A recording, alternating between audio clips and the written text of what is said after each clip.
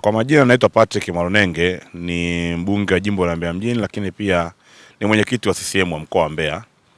Nimekuja hapa asubuhi leo kwenye uwanja wetu wa kumbukumbu ya Sokoine kuangalia baada ya kupokea barua jana kutoka kwa wenzetu wa TFF na bodi ya ligi kwamba wametufungia uwanja tena kwa ajili ya kuchezea mechi za ligi kuu zinazoendelea. Lakini nimepata masikitiko kwa sababu ni kama mwezi mmoja wiki mbili zilizopita tu walitufungia tena uwanja na wakatuambia maeneo ya kuboresha. Na ukiona maeneo mengi tumeyaboresha. Walituambia hizi njia, maeneo ya kukaa wachezaji, wapumzike kwenye benchi la ufundi, kulikuwa na maji, tumerekebisha, tumetengeneza mfereji. Tumetengeneza mfereji pia unaochukua maji kutoka uwanjani kama unavyoona hapa. Maji yanapita ndani kwa ndani, kwa hakuna maji yanayosimama. Lakini kwenye pitch ya kuchezea ilikuwa inaonekana kuna matope, lakini tulifanya marekebisho makubwa kwa kutia mchanga ile maeneo yote ambayo yalikuwa yanatuhamisha maji na tukafunguliwa uwanja kucheza. Hiyo ilikuwa ni mechi ambayo ilikuwa Yanga Simba wacheze. Lakini mechi ya Azam imechezwa hapa vizuri na wananchi wetu wakafurahi, lakini ni mechi ya tarehe 12 kati ya Yanga moja kucheza hapa na Prison.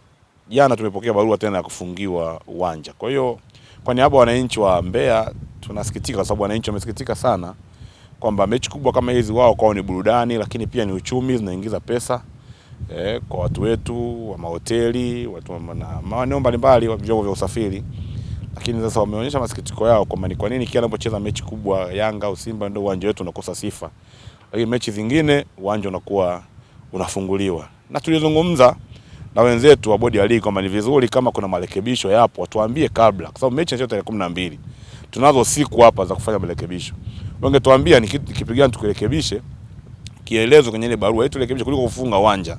Sababu mawasiliano ya simu tunayo. Sasa jamani, pale tumeona kuna dosari moja mbili tatu kurekebisheni. Lakini zikaona kuja barua zinatusikitisha kwamba ni nini, na ni kweli mimi natoa tu sauti kwa niaba ya watu wa Mbeya, wanasikitika sana, wanaona kama hawatendewi haki. Mpira ni burudani, mpira ni afya, mpira unawaleta watu pamoja, mpira ni siasa.